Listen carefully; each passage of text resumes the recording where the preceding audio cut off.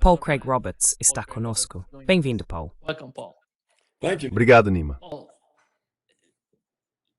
we talk about the case of Charlie Kirk, but it seems that Falamos sobre o caso de Charlie Kirk, mas parece que nada está acontecendo com isso, porque muitas pessoas estão se perguntando: o que aconteceu?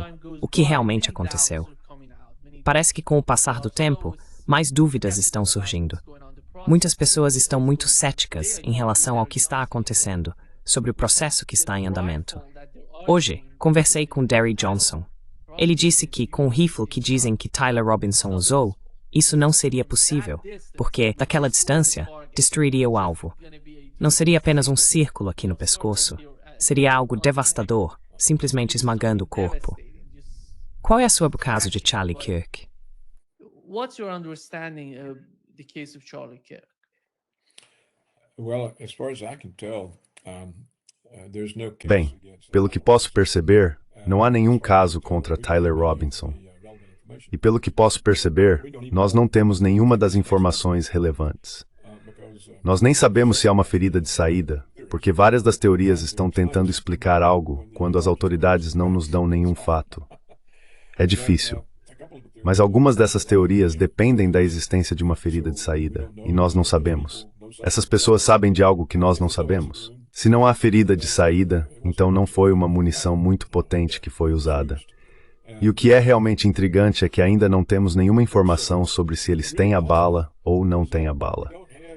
Existe uma ferida de saída? Is there an exit wound? Is there not an exit wound? Não há uma saída de projétil? Que autoridades declararam que isso foi causado por um tiro de 30-06?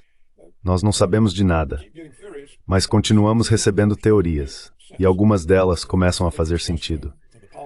Acho que discutimos a teoria da arma de palma, mas agora isso mudou, e aquele mesmo filme está sendo usado para explicar que Charlie Kirk foi na verdade assassinado por seu serviço de segurança israelense, que colocou nele um daqueles microfones israelenses que explodem, e que o homem de marrom, que é visto apontando a palma da mão para Charlie Kirk, na verdade está enviando um sinal para detonar essa explosão, e que essa explosão foi o que lançou o objeto em sua garganta e o matou.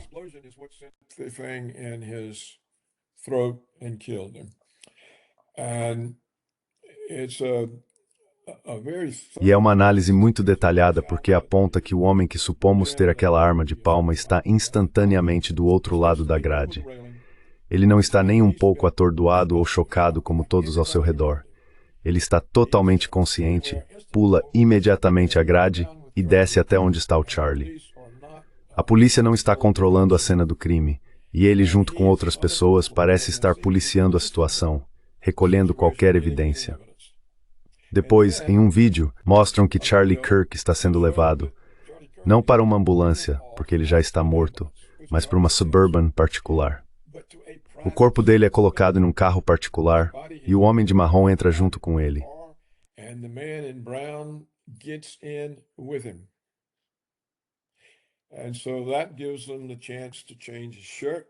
E isso lhes dá a chance de trocar de camisa caso haja algum resíduo de pólvora ou algo assim. Bem, isso começa a fazer sentido. Faz mais sentido do que a explicação oficial. Mas quem sabe? Quero dizer, eles não nos contam. Não entendo por que o FBI não pode produzir uma declaração dizendo se há ou não uma ferida de saída e uma declaração dizendo se temos ou não a bala. Por que eles não podem apresentar algum especialista para dizer qual arma poderia ter causado as feridas que existem? Então parece que isso simplesmente vai ser deixado de lado. Não vejo como eles poderiam prender o Tyler Robinson, porque não há evidências de que ele fez isso. Robinson because there's no evidence he did it. It's an assumption. É uma suposição. E você não deve prender pessoas com base em suposições. E ele pode ser culpado, mas não temos nenhuma prova. Então nada disso faz sentido. Simplesmente não faz sentido. E claro, o Larry está completamente certo ao dizer que esse ferimento que mostram no Charlie não é um ferimento de saída de um 308. Não tem como. E se ele realmente tivesse sido atingido por um 308, o dano seria severo. Então, realmente parece que seja lá o que for. Poderia ter sido aquele microfone explosivo. Sabe, os israelenses usam esses dispositivos para eliminar uma grande porcentagem da liderança da milícia do Hezbollah. Of the Hezbollah militia. And they could easily. E então eles poderiam facilmente ter, e já que aparentemente eles são a fonte da segurança do Charlie Kirk, é uma operação israelense. Mas não temos nenhuma confirmação disso. Quero dizer, por que o FBI não pode dizer que a segurança dele foi fornecida por fulano de tal? E qual é a resposta deles? Sabe, por que não havia segurança? Bem, não sei se podemos afirmar nada. Não há nenhuma evidência disponível para nós, exceto aqueles vídeos do homem de marrom apontando para o Charlie e o Charlie sendo carregado. Por que em uma suburban particular o corpo dele está sendo removido? Veja, nós somos a polícia. See, we are the police. This is so contrary to. Isso é totalmente contrário aos requisitos e à prática policial de isolar a cena do crime. Não houve nenhum esforço para isolar a cena do crime, e pessoas comuns saíram com o corpo dele. Eu não sei. Isso fede às alturas, não há explicações que façam sentido. A mídia, pelo que posso perceber, só repete a narrativa oficial. Ele foi baleado por aquele homem no telhado do 306. Bem, isso é um absurdo. Então eu não sei, talvez eles estejam apenas rindo da nossa cara, achando que vamos acreditar em qualquer coisa que nos digam. Eles pensam de qualquer forma, não podem fazer nada a respeito. Não precisamos dar explicações. Talvez seja essa a situação em que estamos.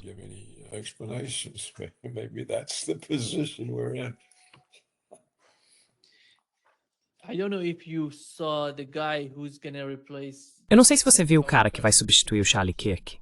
Ele tem 19 anos. Ele é pró-Israel, aliás, e muito bem conectado. Ele é muito próximo do Ben Shapiro. Ele disse que postou, apenas agradeceu ao Ben Shapiro por tê-lo ajudado, por tê-lo convidado para o podcast dele e tudo isso.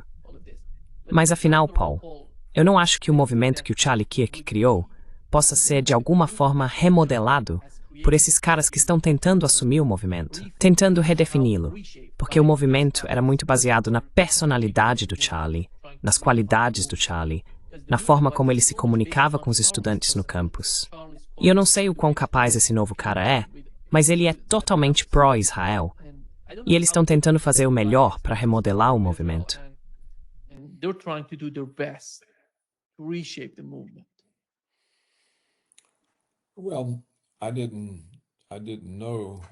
Bem, eu não sabia que havia um sucessor escolhido e que ele era pró-Israel. Bem, isso indica que toda essa operação poderia ter sido uma operação israelense para tirar o movimento das mãos do Charlie, porque ele havia se tornado um perigo para eles. Ele estava expressando ceticismo em relação aos israelenses, e isso estava sendo transmitido para a geração que está surgindo. E claramente, Israel não quer que a nova geração de americanos seja cética em relação a Israel. Eles não podem. Eles têm um controle tão completo sobre os Estados Unidos que não podem correr o risco de o Charlie Kirk talvez afastar a juventude deles.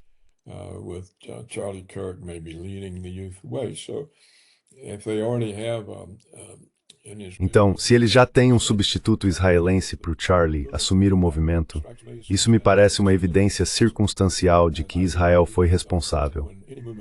E concordo com você que quando qualquer movimento perde seu líder, está em seus estertores, porque o movimento depende do líder. Não é algum tipo de operação independente. Eles enfatizam que o movimento do Kirk tinha vários locais, escritórios e uma organização. Mas ainda assim, como você disse, ele era o movimento. Então não sei o que vai acontecer, exceto que teremos outro lobby de Israel. Seja eficaz ou não, agora haverá outro lobby de Israel falando em nome do Charlie Kirk. Israel lobby speaking in Charlie Kirk's name. Aqui está o cara, Paul. Estamos vendo o que está acontecendo agora em campi universitários por todo o país, especificamente em Yale e Columbia. Eles estão sendo fechados e tomados por esses manifestantes anti-judeus, esses manifestantes pró-Gaza, esses simpatizantes de terroristas. É isso que eles são. Vamos chamar as coisas pelo nome. É nojento. É vil. É desumano. Olha, o Partido Democrata está em completo silêncio sobre isso. Por quê? Porque esses são os próprios apoiadores deles. E no caso da Ilhan Omar, a própria filha dela está lá na linha de frente protestando. É nojento e eles deveriam se manifestar contra isso. É muito fácil vir aqui e dizer, olha, somos pró-Israel, somos pró-povo judeu, somos pró-América. É simples assim. Mas em vez disso, ele pega as falas do Charlie, mas de alguma forma tenta manipular do jeito que ele quer.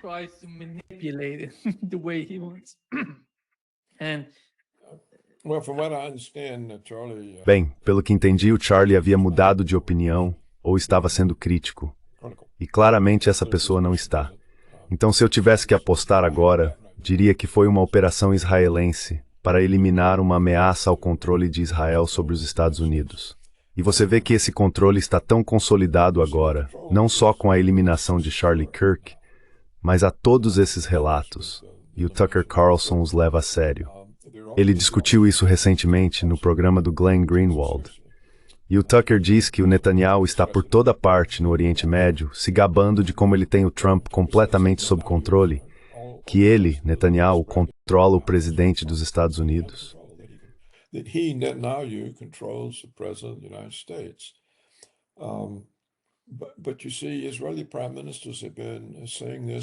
Mas veja, primeiros ministros israelenses vêm dizendo isso há muito tempo. Muitos deles enfatizaram que controlam as decisões em Washington. Bem, para Netanyahu, neste momento, enfatizar para os árabes que eles realmente não têm esperança porque ele controla Trump, claro, isso o ajuda a subjugá-los ou a fazê-los concordar que ele anexe a Palestina, ou o que resta dela, a Israel. Então, se eu fosse Trump agora, encontrando-me com ele novamente, esta é a quarta vez só este ano que ele esteve aqui. O que ele é? Ele está no Salão Oval dando ordens para Trump.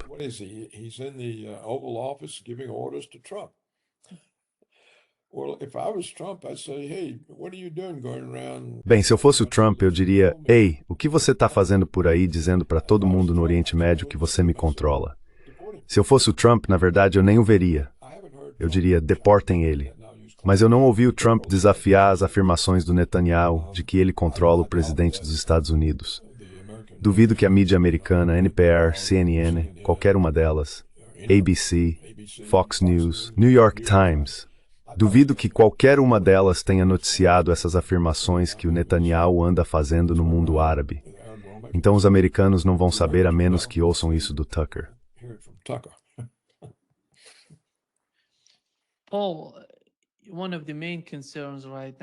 Paul, uma das principais preocupações no momento é a guerra com o Irã.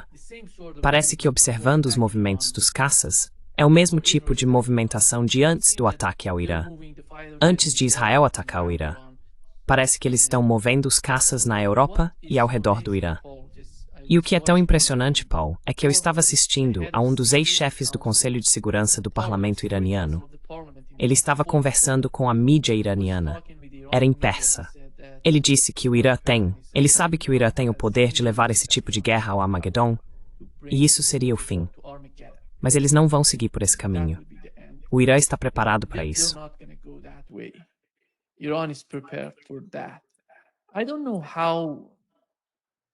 Eu não sei como ele estava conversando com a mídia iraniana. Claro, eles não conversam. O presidente iraniano, em sua entrevista na Fox News, disse que eles não possuem armas nucleares e não estão buscando armas nucleares. Ele disse que se o principal objetivo do governo Trump é garantir isso, eles estão prontos para assinar qualquer tipo de acordo. Mas quando você vai tão longe, a ponto de atacar um país de 91 milhões de pessoas, e de alguma forma acredita que um milagre aconteceria, como uma mudança de regime, ou tudo desmoronando como um castelo de cartas, isso não foi o que aconteceu durante os 12 dias de guerra. Eu não sei. Como é o entendimento em Washington? Como eles veem a situação?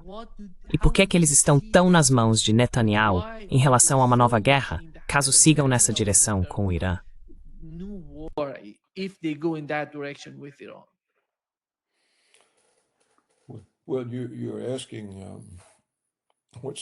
Bem, você está perguntando qual o sentido de Washington pensar assim. Mas é claro, eu responderia dizendo, onde você vê algum sentido no pensamento de Washington? Onde? Em qual frente? Em qual questão? Eu não vejo sentido em lugar nenhum. Então podemos simplesmente concluir que eles não são pessoas sensatas. Eles estão acostumados a prevalecer com base em sua hegemonia ou na aceitação mundial de que eles prevaleçam. Veja, a questão para mim é, se o Irã espera ser atacado, por que está lá esperando? Por que não atacam primeiro? Por que simplesmente não vão lá e eliminam Israel? Por que o Irã está lá se arriscando? Por que não afunda todos os navios americanos na região ou elimina Israel de uma vez? Explodam todas as bases americanas. Por que deixar que eles ataquem primeiro e causem danos para depois você ter que revidar?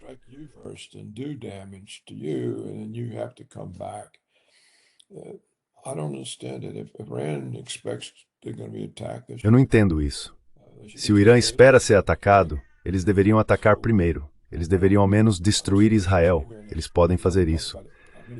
Então não vejo sentido algum nisso tudo. Como você sabe, já conversamos sobre isso muitas vezes. Não vejo sentido na política do Putin. Na verdade, está relacionado. Vamos falar sobre isso por um minuto. Alguns dias atrás, acho que escrevi sobre isso, a porta-voz do Ministério das Relações Exteriores da Rússia, Maria Zakharova, disse que a inteligência estrangeira russa havia descoberto um plano no Ocidente para encenar um ataque de falsa bandeira contra si mesmos, para depois culpar a Rússia. Estônia, Polônia e Moldávia estavam envolvidas nisso. E ela disse, sabe, se eles fizerem isso, estaremos na Terceira Guerra Mundial. Bem, me chamou a atenção que foi a porta-voz quem disse isso, e não o próprio ministro das Relações Exteriores.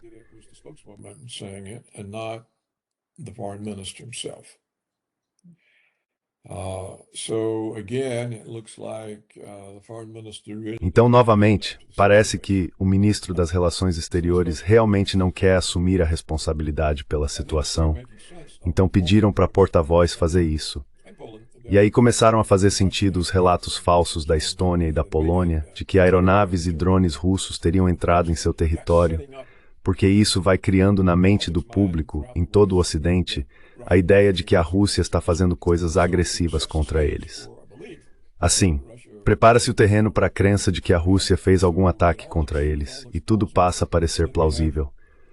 E então temos o relato de que há tropas dos Estados Unidos na Romênia e aparentemente na Moldávia. E ainda há um relato que nunca vi confirmado, mas dizem que forças francesas e britânicas desembarcaram em Odessa.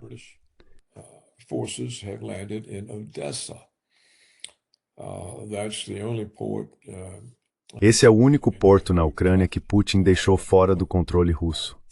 Então o que isso significa é que aquela pequena faixa de terra ao longo da fronteira entre Ucrânia e Moldávia, chamada Transnistria, que é uma região separatista da Moldávia, tem tropas russas lá, ocupando como forças de paz. Bem, essas tropas agora estão presas entre americanos de um lado e britânicos e franceses do outro. E assim está aí uma boa maneira de começar outra guerra como na Ucrânia.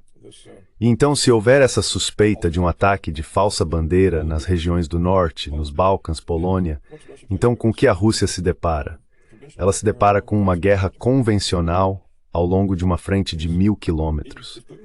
Bem, será que Putin vai lutar isso? Essa não é uma situação promissora.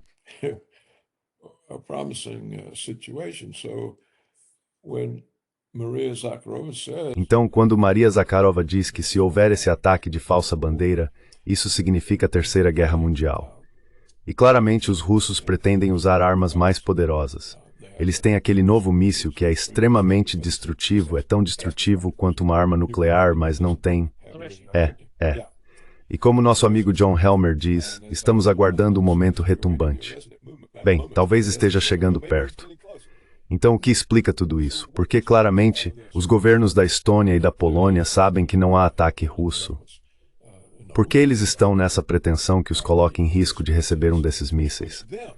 É sem sentido. É totalmente sem sentido. Assim como você diz, é sem sentido para os Estados Unidos e Israel acharem que têm imunidade para atacar o Irã.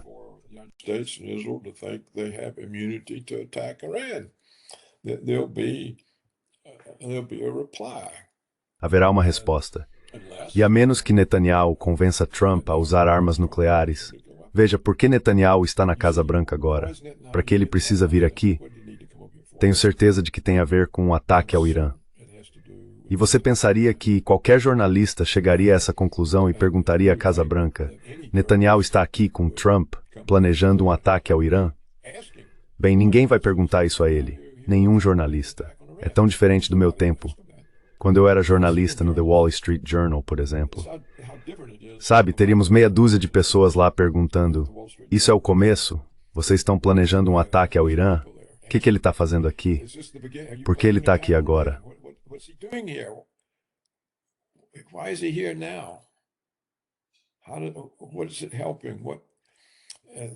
O que isso está ajudando? Não há perguntas. Eu não sei se a Casa Branca deu uma explicação sobre por que Netanyahu está aqui. Eles estão falando sobre um novo acordo em Gaza. Bem, um novo acordo. Mas Netanyahu já disse: nós vamos anexar. Então ele não precisa da permissão do Trump. Ele não estaria aqui por isso.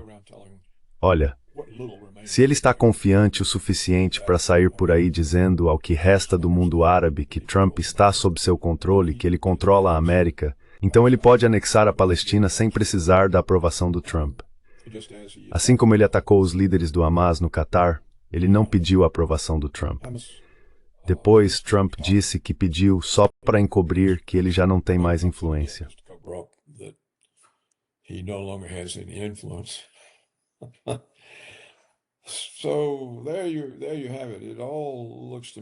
Então é isso. Para mim, tudo parece uma situação muito arriscada e incerta. E novamente, como disse Charlie Kirk, não temos nenhuma informação. Simplesmente não há informação. A mídia está muito silenciosa, eles não querem saber, ninguém pergunta nada. Eu não acompanhei o movimento dos caças, mas se o seu relato ou o que você disse estiver correto e eles realmente parecerem estar se posicionando para um ataque naquela área, então o único alvo possível seria o Irã. Qualquer jornalista, mesmo um de terceira categoria, perceberia que há uma história ali e que precisa investigá-la. Mas eles não estão fazendo isso. Então estou muito preocupado que um dia vamos acordar e descobrir que o mundo está prestes a pegar fogo.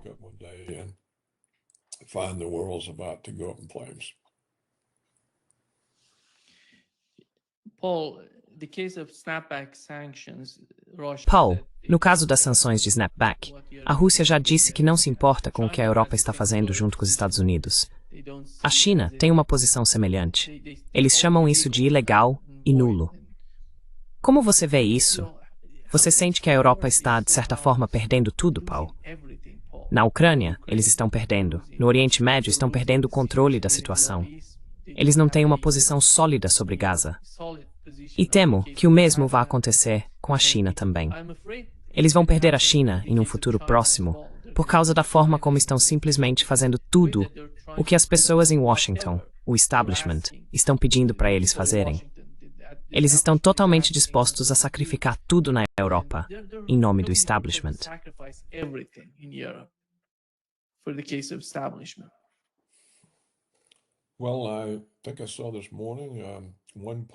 Bem, acho que vi hoje de manhã uma pesquisa que dizia que Starmer, o primeiro-ministro britânico, tinha o apoio de 13% da população britânica. 13%. Então, como é que ele é até primeiro-ministro? Quero dizer, provavelmente qualquer um conseguiria 13%. Você ou eu provavelmente conseguiríamos 13%.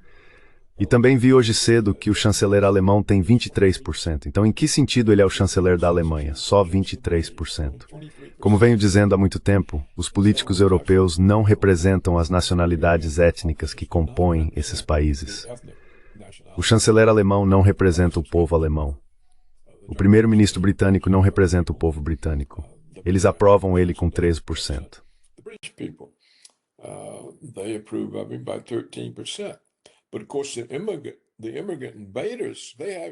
Mas é claro, os invasores imigrantes dão a ele uma alta aprovação.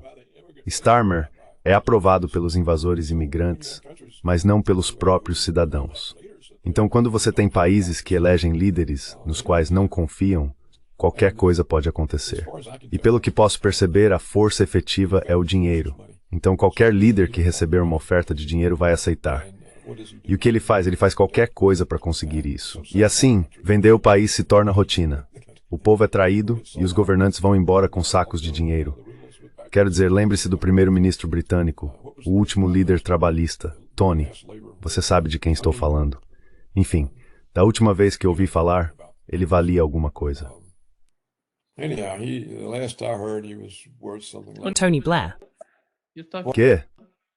Tony Blair. Yeah, Blair. Yeah, Blair. The last I heard, he was worth something like. Sim, Blair. £1 billion. Sim, Blair. A última vez que ouvi, ele valia algo em torno de 200 milhões de libras. Bem, de onde veio esse dinheiro? Os Clintons valiam 200 milhões de dólares. De onde veio esse dinheiro?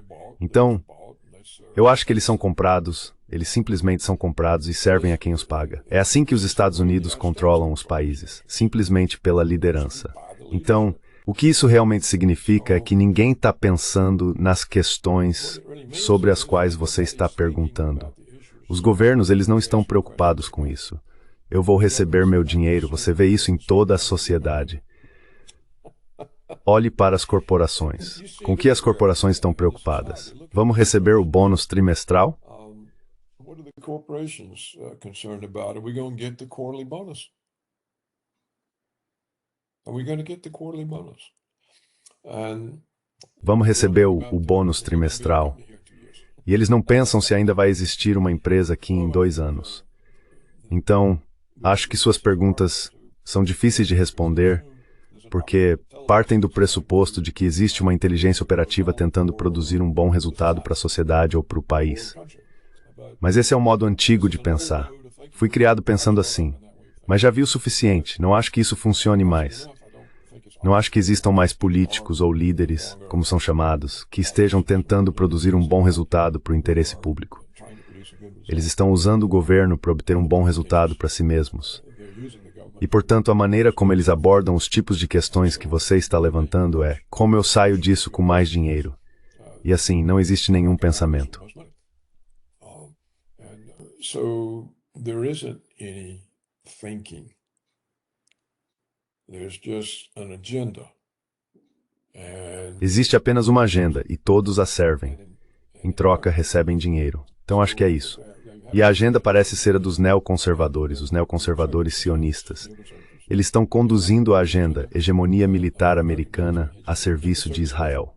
Essa é a agenda, hegemonia militar americana a serviço de Israel. E isso significa eliminar qualquer um que possa, de alguma forma, atrapalhar o grande Israel. E eles continuam mostrando agressividade ao expandir. As fronteiras do grande Israel já não são mais do Nilo ao Eufrates, agora vão do Nilo ao Paquistão. E eles dizem isso abertamente, você pode vê-los dizendo isso na TV. E então se você reporta isso, você é antissemita. Eles nunca disseram isso. Eles nunca disseram isso. and then if you report it, everybody says, "Oh, you're anti-Semitic." They never said it. They never said it. They never said it. Well, you can say, "Well, look, here it is Eles nunca disseram isso. on YouTube. Here's the TV." Bem, você pode dizer, olha, tá bem aqui, tá no YouTube, tá na TV, aqui tá ele dizendo isso, aqui tá o Netanyahu segurando o gráfico. Como assim ele não disse? Ele até tem um gráfico desenhado. E eles vão negar. Eles negam, isso é antissemita, você é antissemita. Eu só estou relatando o que o chefe de Israel disse. Se eu relato o que o chefe de Israel disse, por que isso é antissemita? Foi antissemita quando ele disse. Eu só estou relatando. Então mesmo os fatos que são demonstráveis não podem ser reconhecidos. E de novo vou perguntar ao Nima, por que o Irã, veja, por que o Irã fica lá esperando? Não faz sentido. Eles deveriam ter um plano estratégico de guerra ofensiva e deveriam lançar o deles antes que os israelenses e os americanos lancem os deles. Before the Israelis and the Americans launched theirs. And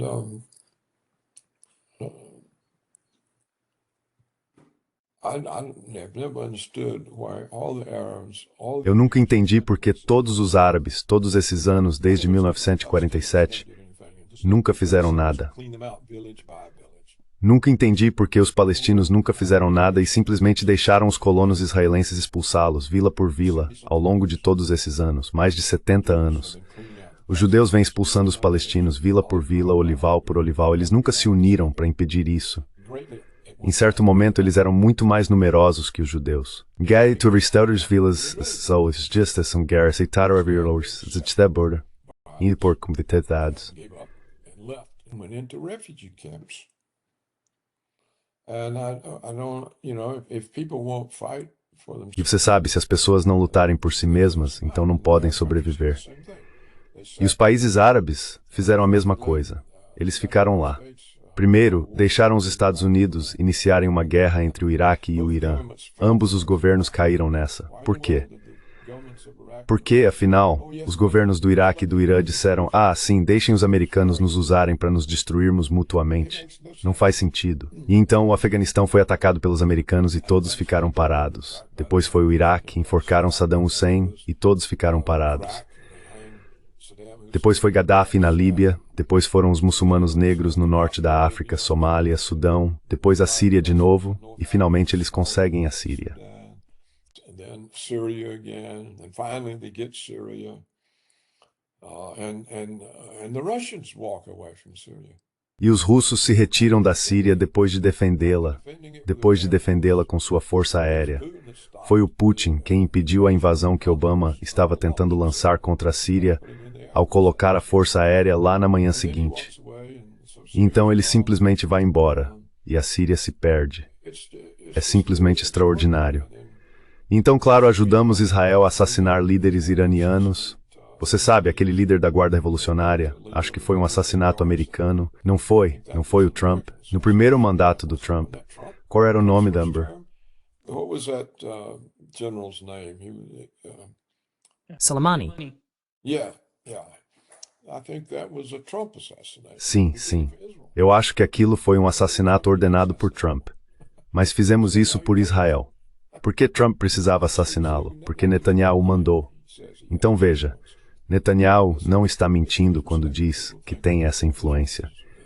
É um grande erro as pessoas acharem que Israel não é extremamente poderoso em termos de política externa americana, especialmente no Oriente Médio.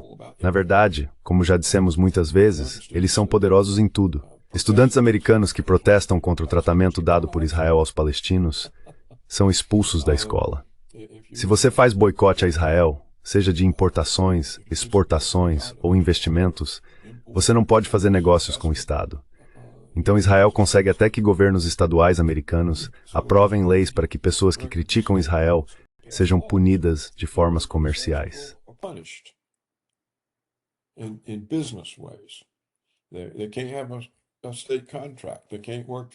Eles não podem ter um contrato estatal. Eles não podem trabalhar para o governo. Bem, se isso não é poder, quero dizer, não sei o que é. Nenhum outro país pode fazer isso. Acho que nada parecido com isso já aconteceu antes na Terra. E o que é realmente curioso é que agora você e os outros ex-primeiros ministros se gabam abertamente do controle deles sobre os Estados Unidos. Aqui, se você repetir isso, há uma parede inteira de pessoas dizendo não, eles nunca disseram isso. Eles nunca disseram isso. Isso é antissemita.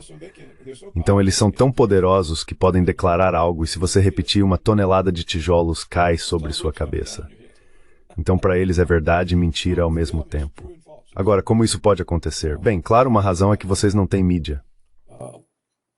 Well, of course, one reason is you don't have media. You have propaganda, you have a lie machine. Basically, the Western media. Você tem propaganda, você tem uma máquina de mentiras. Basicamente, a mídia ocidental é uma máquina de mentiras.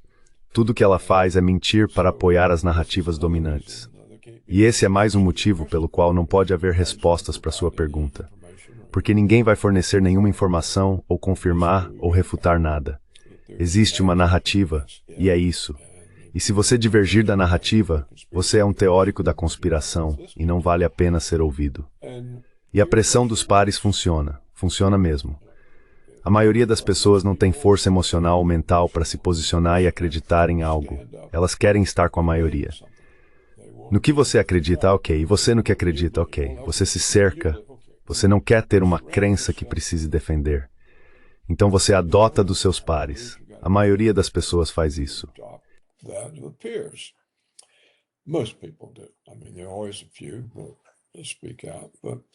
Quero dizer, sempre há alguns que se manifestam, mas é raro.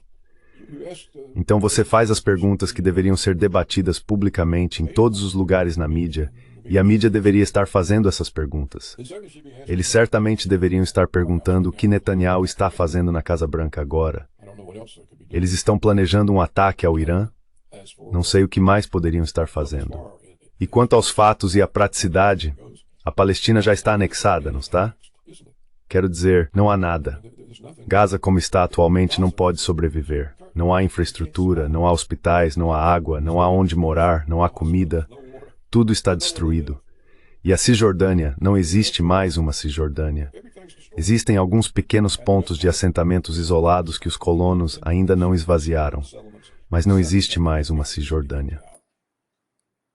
But there's not a West Bank anymore. If you look at the map, the West Bank's... Se você olhar o mapa, a Cisjordânia é apenas alguns pequenos lugares isolados que nem sequer estão conectados. Então, de repente, ouvimos novamente as pessoas falando sobre a solução de 2 estados. Bem, não há terra para 2 estados. Qual é o território da solução de 2 estados? Alguns pequenos pontos na Cisjordânia e uma destruição massiva em Gaza, que já era um campo de concentração a céu aberto, não um estado. Como você pode ser um estado quando não tem controle sobre suas fronteiras? Você não tem controle sobre seus próprios recursos. Você não pode nem gerenciar suas importações e exportações. Isso não é um estado. Fiquei surpreso ao ver o governo russo outro dia dizer que a solução é a de 2 estados. The solution is a two-state solution. Well, what are they talking about? What? This not. Bem, sobre o que eles estão falando? O que? Não é um estado de Gaza? Acabou. E os ministros israelenses continuam dizendo isso. E é extraordinário como nenhum aspecto de qualquer verdade pode ser abordado. Veja, nem mesmo o assassinato de Charlie Kirk. Já se passou tanto tempo e ainda não sabemos. Há uma saída de projétil. Não sabemos onde está a bala ou se há uma bala. Não temos ideia de como ele realmente foi morto. Temos que nos basear na interpretação de um vídeo que parece mostrar que foi um trabalho profissional com algum meio de alta tecnologia, nem mesmo um rifle. Não sabemos, e ninguém está perguntando. Não há nenhum repórter persistente batendo na porta do FBI dizendo: qual é a explicação? Nos dê uma explicação. Knocking on the FBI door saying, what's that explanation? Give us an explanation. What's happened? How did this happen? O que aconteceu? Como isso aconteceu? Não há nada. We were told E nos disseram por dias que não havia uma bala. E nos disseram por dias que não havia bala.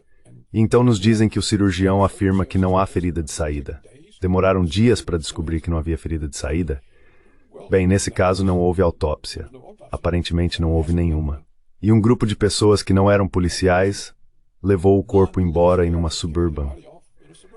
Agora, como isso pode acontecer? Isso é uma violação total da exigência de a polícia isolar a cena do crime. É a própria polícia violando suas próprias regras. Por quê? Não havia motivo. Não havia alguém. Não havia um terrorista atirando em multidões. somebody, there wasn't a massive terrorist firing into crowds, there weren't explosions, there was nothing. Não houve explosões. Não havia nada para a polícia abandonar. A cena do crime foi deixada aberta, permitindo que um monte de estranhos entrasse e assumisse o controle. E se eles estavam limpando evidências, ninguém disse: "Ei, qual é o seu nome? Me mostre um documento", ou "Queremos te interrogar". Tudo isso é absurdo. Não é só o que o Larry diz sobre a ideia de que isso foi um 3006 que é absurdo. Tudo é absurdo. E de quem ele pega comentários? De você, de mim, do Larry Johnson. Enfim, não quero ficar reclamando, mas estou tentando fazer as pessoas enxergarem que essa situação realmente não faz sentido. É inexplicável. Situation. It's inexplicable. Yeah. Thank you Muito obrigado, Paul, por estar conosco hoje. today. Bem, obrigado, Nima. Thank you. Great. É um grande prazer. Como assim? Yeah, thank you for raising these questions. Obrigado por levantar essas questões. Vai ser muito interessante ver como essa situação do Charlie Kirk vai se desenrolar. Plays out, I suspect. Suspeito que isso vai acabar sendo ofuscado pelas notícias. Um ataque ao Irã vai fazer com que o caso do Charlie Kirk e do Tyler Robinson sejam esquecidos. Então fique atento e aguardo ansiosamente para discutir essas questões com você novamente. Muito obrigado. And I look forward to discussing things with you again. Thank you very much. Até logo, Paul. Adeus. Bye. Tchau.